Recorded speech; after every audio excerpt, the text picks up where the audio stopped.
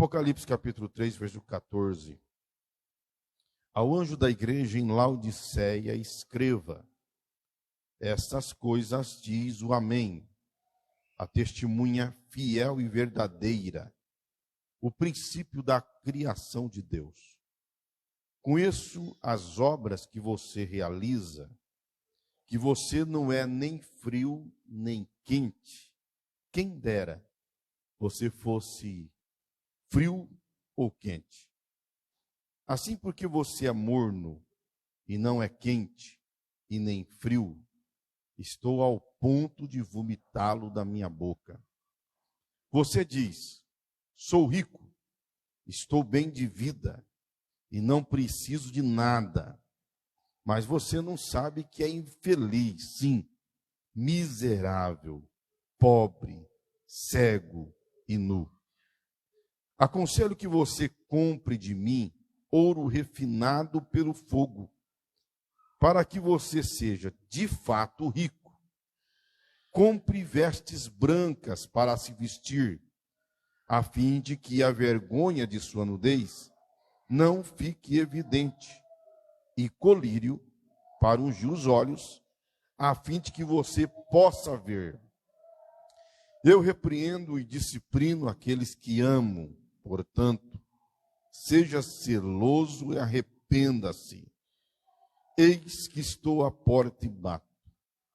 Se alguém ouvir a minha voz e abrir a porta, entrarei em sua casa e cearei com ele e ele comigo. Ao vencedor, darei o direito de sentar-se comigo no meu trono, assim como também eu venci e me sentei com o meu Pai no seu trono. Quem tem ouvidos, ouça o que o Espírito diz às igrejas. Nós vamos orar. Irmão Roberval, o presidente Roberval, vai estar fazendo esta oração neste momento com toda a igreja. A paz do Senhor para os irmãos. Tem mais algum pedido de oração? Vamos orar um pelos outros.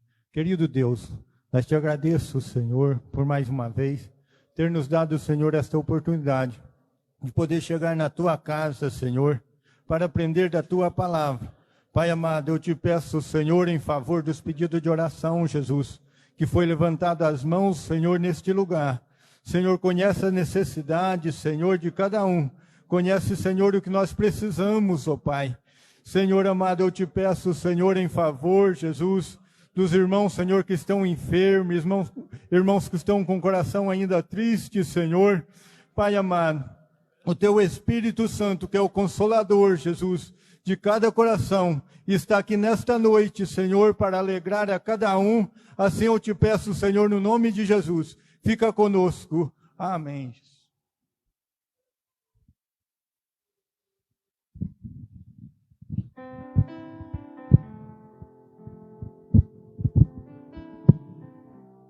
Muito bem. Meus amados irmãos, nós vamos então encerrar hoje aqui a nossa ministração, essa série de estudos sobre as cartas do Apocalipse. E hoje então falamos sobre a última igreja, a igreja de Laodiceia. A cidade de Laodiceia, ela ficava na região mais fértil da Ásia Menor. Todas as sete cartas, as 7 igrejas estão na Ásia Menor. Só que Laodiceia ficava na parte mais fértil, que mais produzia, uma parte muito rica. Aquela região, a região do Vale de Lico, ela tinha 3 cidades importantes: a cidade de Herápolis, a cidade de Colossos e a cidade de Laodiceia. Esse nome, Laodiceia, foi dada pelo fundador da cidade, Antíoco II. E ele deu esse nome em homenagem à sua esposa, que se chamava Laodice. E esse nome significa a justiça para o povo. A cidade de Laodiceia era uma cidade riquíssima. Era um centro. E ali ela era conhecida por ser primeiro um centro bancário, um centro financeiro e bancário. Aquela cidade, ela estava no entroncamento das principais estradas comerciais da época. Então, o comércio na cidade de Laodiceia era muito forte, girava muito dinheiro. Então, ali era conhecido como um centro bancário, um centro financeiro, um centro comercial. Mas também a cidade era um centro medicinal. Ali naquela cidade, eles produziam uma pomada para combater infecção no ouvido. E também lá, eles produziam o pó frígio, que era um pó usado para fazer colírio, que combatia diversos tipos de infecções oftalmológicas. Aquela cidade também era um centro têxtil, porque ali se produzia tecidos fabricados da lã negra, que era algo muito valioso na época. E se fazia tanto vestimenta com esta lã, como também fazia tapeçaria. Então aquela cidade era uma cidade riquíssima. Ela era tão rica que diz os estudiosos que no ano 60 depois de Cristo, um terremoto naquela região destruiu essas 3 cidades, Hierápolis, Colossos, e destruiu também Laodiceia. Mas dessas 3 cidades, a única cidade que não precisou de ajuda governamental para ser reconstruída foi a cidade de Laodiceia. Os próprios empresários, os próprios habitantes daquela cidade reconstruíram a cidade sem precisar de nenhuma ajuda do Império Romano. Então veja bem o quanto que esta cidade era rica, o quanto que essa cidade era uma cidade poderosa financeiramente falando. E ali naquela cidade, então, o Senhor tinha uma igreja que provavelmente tenha sido fundada por Epáfras. Epáfras, ele também é o mesmo fundador da igreja de Colossos. Epáfras foi um discípulo de Paulo. Ele se converteu através do ministério de Paulo, quando Paulo esteve ali em Éfeso. E ele então fundou essas 2 igrejas, tanto a igreja de Colosso, quanto a igreja de Laodiceia. E esta igreja nós temos menção dela aqui em Apocalipse. E também quando Paulo escreve aos Colossenses, Paulo faz menção desta igreja, no capítulo 4, do versículo 13 ao 16. Paulo ali diz que escreveu uma carta para a Laodiceia, que era para ser lida. A carta de Colosso, em Colosso, depois iria se ler também lá em Laodiceia. E Paulo escreveu uma carta para Laodiceia, para ser lido lá e depois também ser lido em Colossos. Esta carta, ela está desaparecida, não tem conhecimento dessa carta.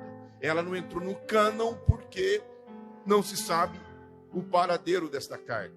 Mas o certo é que Paulo escreveu uma carta para a Laodiceia.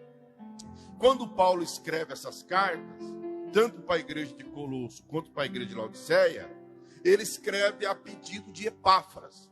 Se você ler o livro de Colossenses, capítulo 1, você vai ver que Paulo ele cita Epáfras. Ele fala de Epáfras como um servo, como um homem de Deus, como aquele que está cuidando da igreja naquela localidade.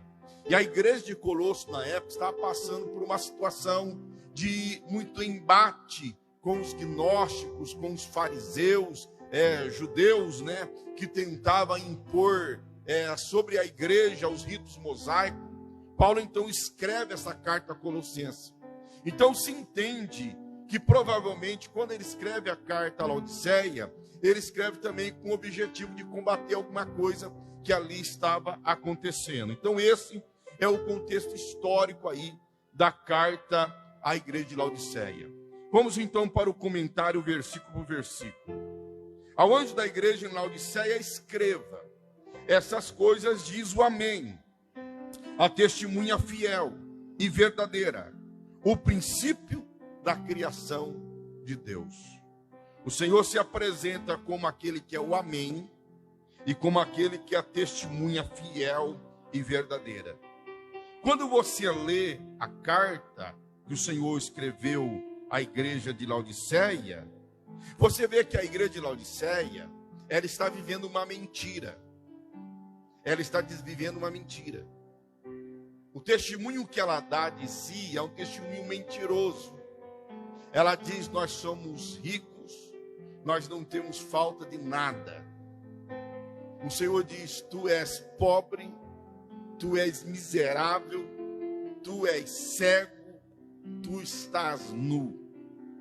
O testemunho daquela igreja sobre ela era um testemunho mentiroso. Então, quando Jesus se apresenta para esta igreja, Jesus se apresenta para a igreja como aquele que é testemunha fiel e verdadeira. Quando ele diz o amém, essas coisas diz o amém.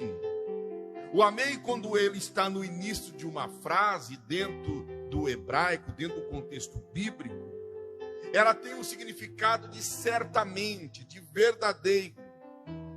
Quando está no final, normalmente o sentido é assim seja. Quando nós aqui no púlpito falamos alguma coisa, amém, igreja, e a igreja fala amém, a igreja está falando que assim seja. Quando alguém ministra uma bênção sobre a tua vida, você fala amém. Quando alguém lhe profere uma palavra boa sobre a tua vida, você fala amém. Você está dizendo que então assim seja, que isso aconteça verdadeiramente. Mas quando está no início, como está aqui no início, essas coisas diz o amém. Está dizendo essas coisas diz aquele que é verdadeiro, aquele que é fiel. Então, para uma igreja que está vivendo numa mentira, para uma igreja que está dando testemunho falso de si mesmo, o Senhor se apresenta como aquele que é verdadeiro. Ele se chama, ele diz que ele é a testemunha fiel e verdadeira. Porque o testemunho do Senhor, não apenas sobre ele, mas sobre nós, é um testemunho verdadeiro. E quando o Senhor vai falar para aquela igreja o contrário daquilo que ela pensa sobre si, o Senhor já está dizendo aqui no início: meu testemunho sobre vocês é verdadeiro. Assim como aquele testemunho que Deus deu sobre Jó era um testemunho verdadeiro. O testemunho que Deus deu sobre Abraão é um testemunho verdadeiro. Então o testemunho de Deus é sempre verdadeiro. A Bíblia diz assim: seja Deus verdadeiro e todo homem mentiroso. Em Deus não há mentira, em Deus não há engano. Então quando Deus ele fala, não apenas sobre ele, mas quando ele fala sobre nós, aquilo que ele está falando é verdade. E ele diz também que ele é o princípio da criação de Deus.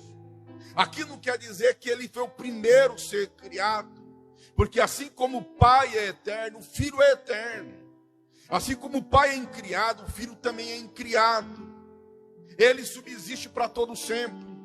João 1:1, no princípio era o Verbo era Deus, o Verbo estava com Deus. Por isso que a tradução King James traduz assim por soberano, o soberano da criação de Deus. Isso quer dizer que o Senhor é aquele que é soberano sobre tudo que foi criado. Sendo Ele soberano, Ele pode falar a verdade sobre o que nós somos. Ele é, independente de mim ou não, independente de eu crer nele ou não. A igreja de Laodiceia estava abandonando Cristo. Ela não estava mais crendo em Cristo como o Salvador, como aquele que depende-se dele para a salvação. Quando o Senhor diz que ele é o princípio da criação, ou a tradução King James, soberano da criação, quer dizer assim, independente da igreja crer nele ou não, ele é Deus, ele é Jesus. Jesus sem a igreja é Jesus, mas a igreja sem Jesus ela não é igreja. Deus não precisa que eu creia nele. Deus não precisa que eu fale do nome dele para ele existir.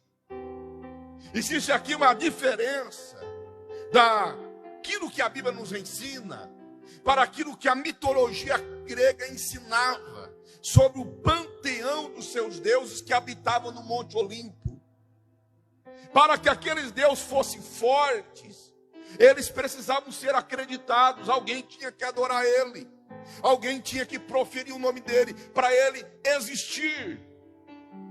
Agora Deus não, independente de eu crer nele ou não, ele continua sendo Deus. De modo bem visível e bem para nós entendermos, nós podemos ver Êxodo capítulo 3. Quando Moisés ele vê uma sarça que ardia em fogo, mas não se consumia. Ou seja, aquele fogo não dependia da sarça para ele existir. Você sabe, você põe fogo em alguma coisa. Se você não continuar colocando lenha lá, o fogo vai apagar. Porque aquele fogo, ele precisa do combustível, ou a madeira, ou algo líquido, para existir. Acabou-se a madeira, acaba-se o fogo. Acabou-se, sei lá, gasolina ou algo, acaba-se o fogo. Porque o fogo precisa do combustível. Só que aquele fogo que estava ardendo na sarça, ele ardia por si próprio. Ele não precisava da sarça para ele existir. Tanto é que diz que o fogo ardia, mas a sarça não se consumia. Então Deus, ele não precisa que eu creia nele para ele ser Deus. Ele é Deus e pronto, acabou. Ele não precisa que a igreja creia nele para ele ser Jesus. Ele é Jesus. Agora, nós sem crermos nele, nós não somos nada. Nós só somos igreja porque ele está no meio de nós. Se ele não estiver no meio de nós, nós já não somos mais igreja. Nós somos qualquer outra coisa menos igreja. Versículo 15. O Senhor diz: eu conheço as obras que você realiza, que você é nem frio e nem quente. Quem dera você fosse frio ou quente. Jesus, ele vai primeiro dizer: eu conheço as tuas obras, que é a expressão que ele falou para as outras 6 igrejas. Ele conhece as nossas obras, ele nos conhece intimamente. Eu estou toda terça-feira quase citando Salmo 139. E o salmista diz: tu me conheces, tu me sondas. Tu conheces meu levantar, meu assentar, meu deitar, tu conheces tudo. Se eu subir ao céu, tu estás. Se eu descer no inferno, tu lá está. Não tem como fugir de Deus. Ele tem total conhecimento de nós. Ele diz: eu conheço as obras que você realiza. E o Senhor diz que você é nem frio e nem quente. É interessante aqui que o Senhor Jesus, ele vai usar algo comum àquele povo. A cidade de Laodiceia não tinha fontes de água. Ela então, através de aquedutos, ela trazia água tanto de Laodiceia quanto as águas de Colossos, ou a água de Hierápolis, melhor dizendo. E Hierápolis tinha as águas termais, águas quentes, águas medicinais. E Colosso, a água em Colosso era fria, gelada, boa para se beber. E eles encanaram essas águas para trazer para Laodiceia. Mas quando essas águas chegavam em Laodiceia, ela não chegava nem quente. E ela também não chegava fria. Ela chegava morna. Você consegue beber uma água quente. Você consegue beber uma água fria. Mas se você tomar água morna, ela dá ânsia de fome. Ela é imprópria para se beber. Aí então o Senhor diz: olha, tu não é nem frio e nem quente. Tu és morno. Quem me dera você fosse frio ou quente. Aquela igreja, ela está vivendo um meio termo. Sabe o que é interessante nessa igreja? Que o Senhor em nenhum momento acusa essa igreja de adultério. O Senhor em nenhum momento acusa a igreja de heresias. Em nenhum momento o Senhor acusa essa igreja de idolatria. Não há acusação contra essa igreja de pecados que nós distinguimos e damos nomes. Mas aquela igreja, ela nem era do mundo e nem era de Cristo. vivia um meio termo. Ela era meio cristã, era meio crente. Mas o problema é que para Deus não existe meio crente, meio cristão. Ou você é crente ou você não é.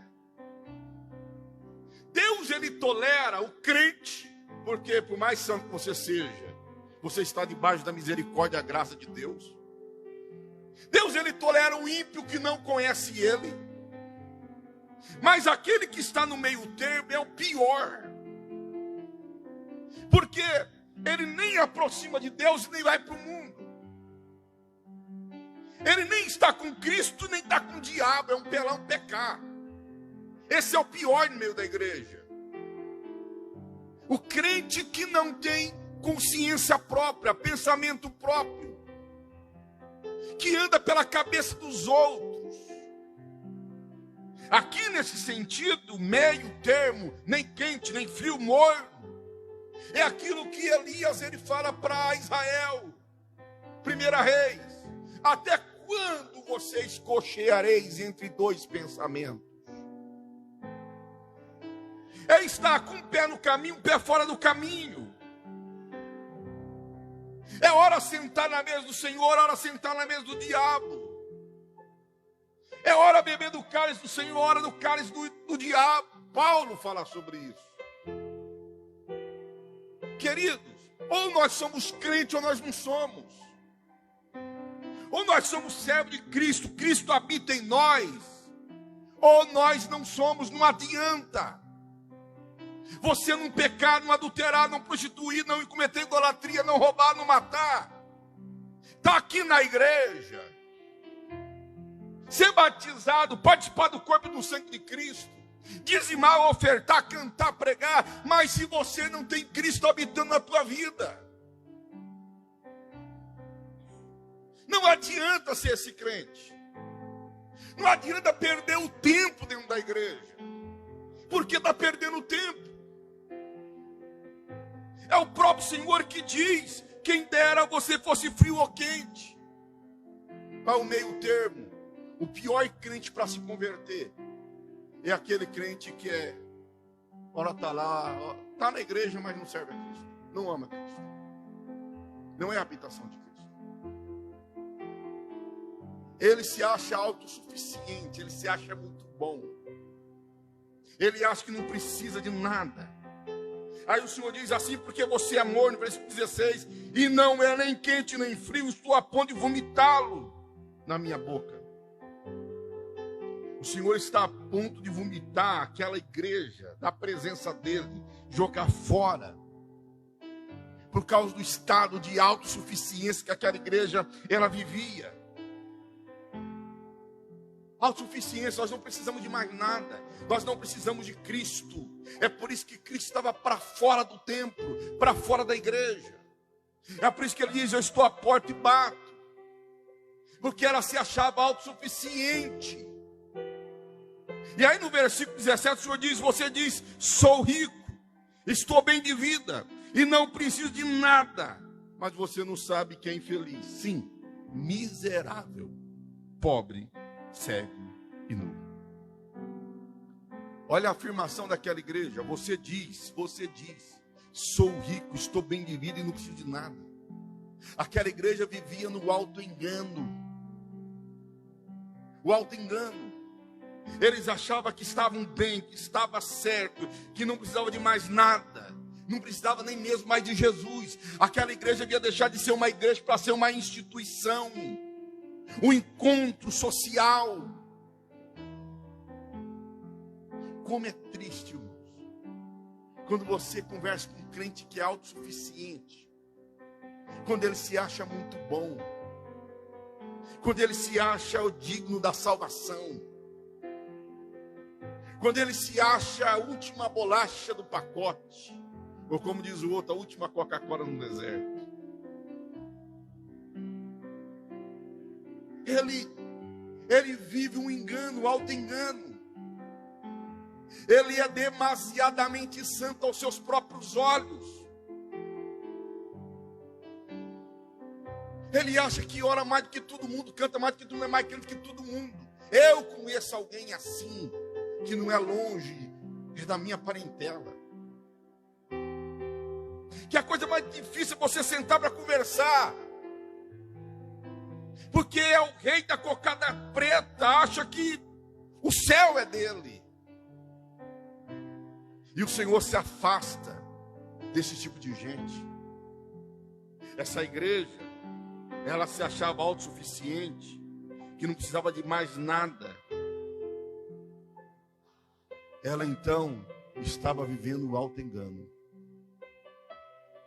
Queridos, todos nós somos miseráveis. Paulo, o maior dos apóstolos, diz: miserável homem que sou. Todos nós somos pecadores e cometemos coisas que nós não queríamos cometer. Falamos coisas que nós não queríamos falar. Paulo diz: o bem que eu quero fazer eu não faço, mas o mal que eu não quero esse eu faço. Todos nós somos miseráveis pecadores. Nós estamos aqui não é porque nós somos bons, não. Eu estou nessa noite, nesse púlpito, usando essa tribuna, ministrando essa palavra, não é porque sou bom, não. Eu sou mais pecador do que todos vocês. Eu sou miserável. As minhas obras são como trapo de imundície. Quando eu caio diante do Senhor, eu choro, porque eu sei o miserável que sou. Eu sei que eu preciso estar na casa dele, eu preciso orar, eu preciso falar com ele, eu preciso buscar a presença dele, porque se ele não estiver comigo, eu vou falhar, eu vou para o inferno. Porque em mim não há bem algum, em mim não há força nenhuma, se o Senhor não me dá, se o Senhor não me conceder. Aquela igreja vivia o auto-engano, achando que era o bambambam, que não precisava de mais nada.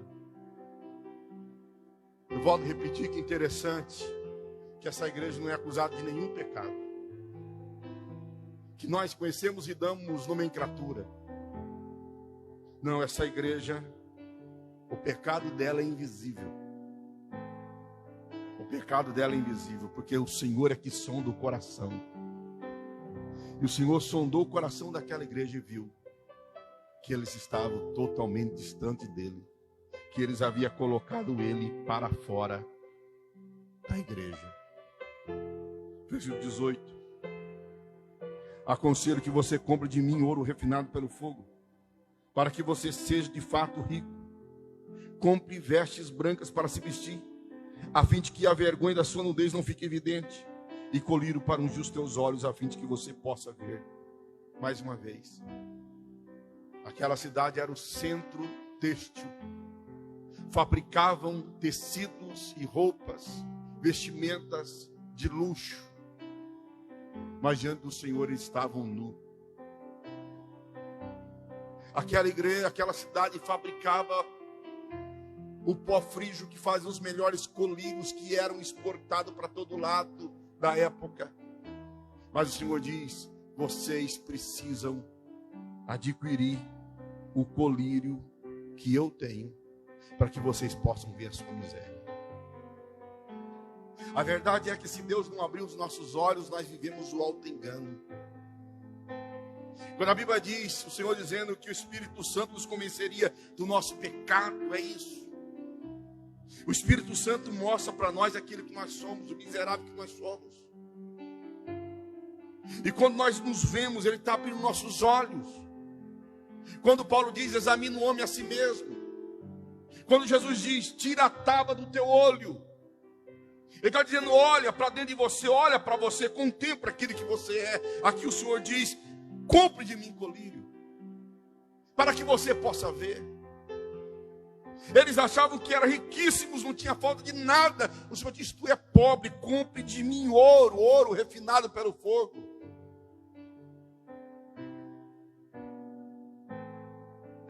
E aquela igreja, ela não está se importando com aquilo que Jesus está dizendo. O Senhor está falando com ela, ela continua indiferente à voz de Cristo. Como nós, que muitas vezes ficamos indiferentes com aquilo que Deus nos fala.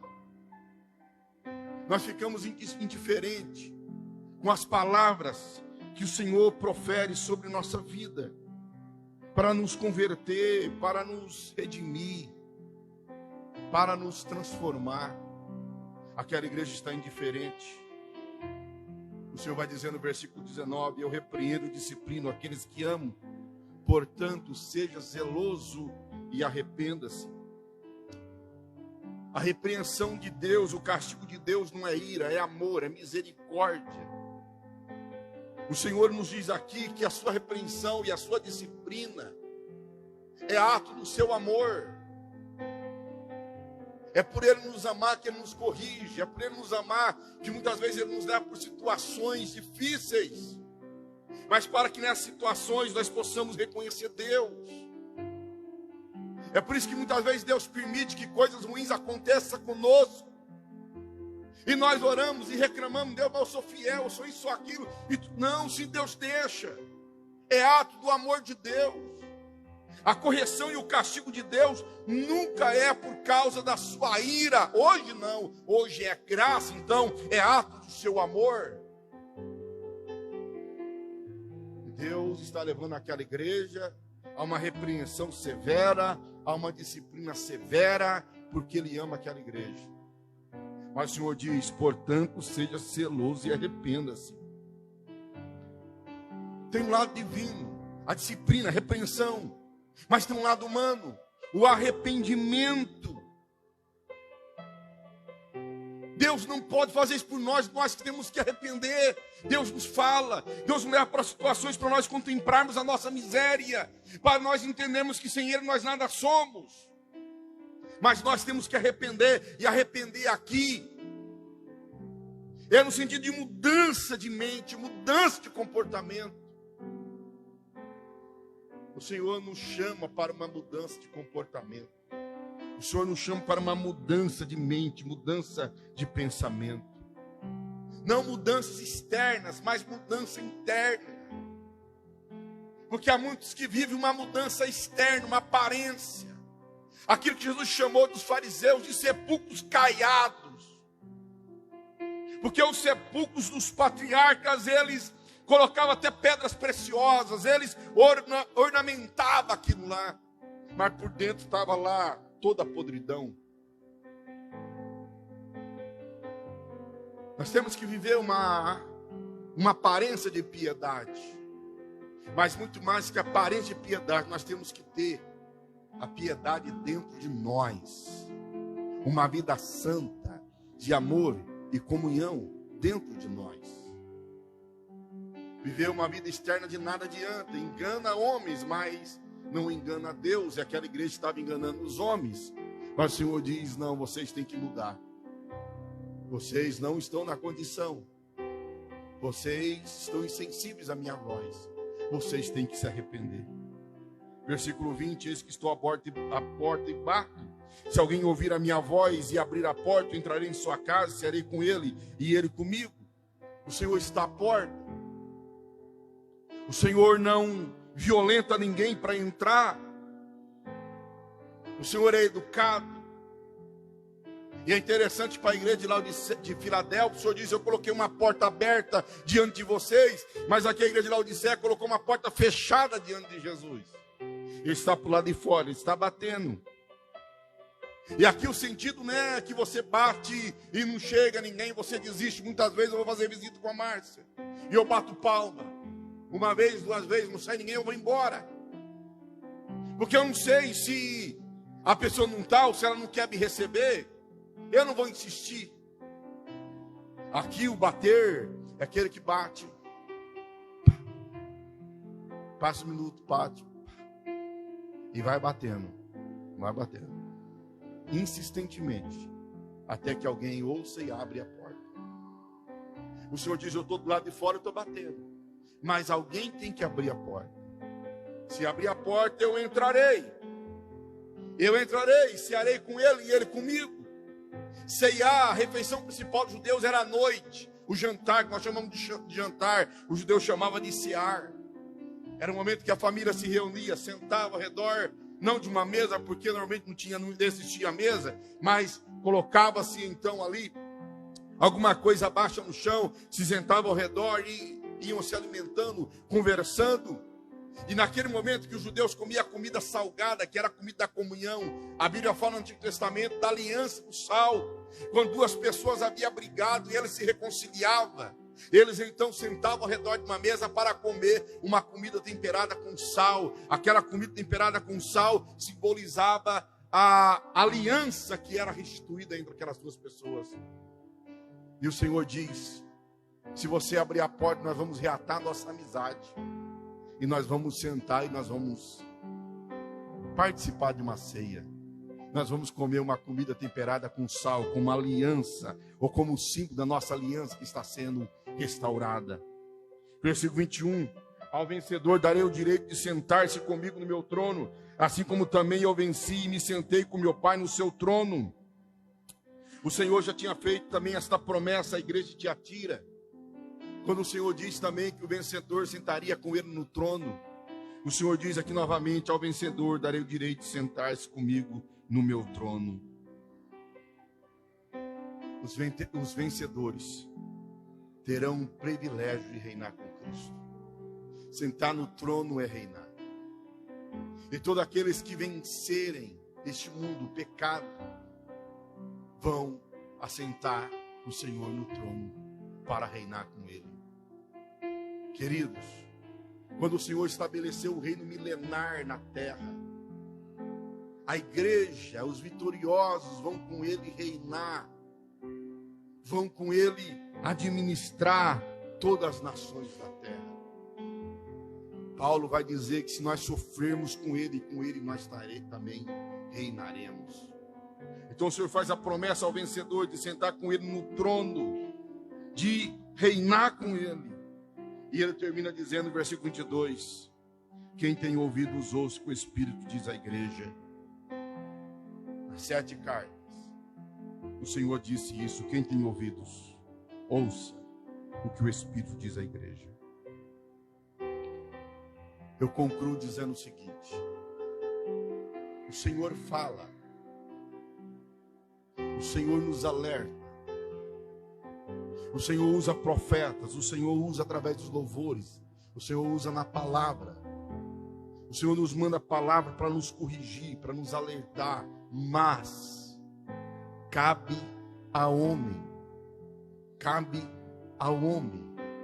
ouvir e atender a voz de Cristo.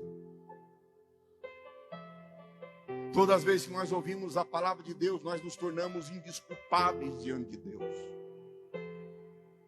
Todas as vezes que nós ouvimos uma palavra vindo de Deus nos corrigindo, nós nos tornamos indesculpáveis. Nós não poderemos chegar diante do Senhor e dizer: Senhor, eu não sabia, eu não conhecia. Porque muitas vezes nós ouvimos e esquecemos. E nós então achamos que nós não sabemos. Não porque ele não falou, não, ele falou, é nós que esquecemos. Por quê? Porque nós não damos a devida atenção à palavra de Deus. Quantas vezes isso acontece? O Senhor está falando conosco, nós estamos preocupados com qualquer outra coisa, menos em deixar que a palavra entre em nosso coração. Já ministrei aqui sobre a parábola do semeador. A palavra, para ela produzir, ela tem que ser entendida. Para ela ser entendida, ela tem que ser ouvida. É quando nós atentamos para a palavra de Deus que nós a compreendemos. É quando nós entendemos na nossa mente. É que a palavra desce ao coração para produzir frutos de transformação. Então somente alguém que entendeu porque ouviu a palavra é que vai produzir frutos dignos de arrependimento.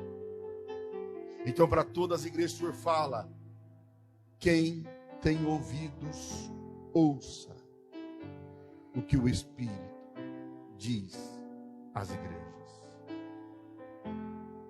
E eu termino perguntando: você tem ouvido a voz de Deus? Você tem ouvido a palavra de Deus? Você tem deixado que essa palavra desça no teu coração para transformar a tua vida?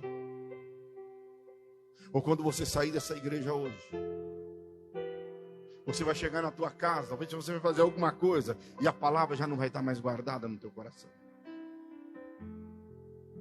Você vai chegar na tua casa, vai pegar seu celular, você vai entrar em alguma rede social, você vai assistir um filme, você vai ligar a tua televisão, você vai ver alguma coisa que vai distrair da tua desta palavra, ou você voltar para a tua casa, lembrando que esta palavra é vida, esta palavra é pão que alimenta, esta palavra é mais afiada do que espada de 2 gumes, porque ela tem o poder de penetrar até a divisão da alma e do espírito, das juntas e medulas, e é apta para discernir a intenção do nosso coração e o nosso pensamento.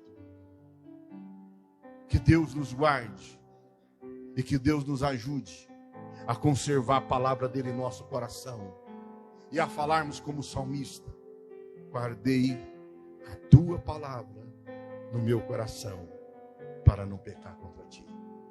Quantos podem dizer amém? Nós vamos louvar a Deus de louvor. E enquanto eles vão louvar, nós vamos contribuir com os dízimos e oferta para a manutenção da obra do Senhor Jesus.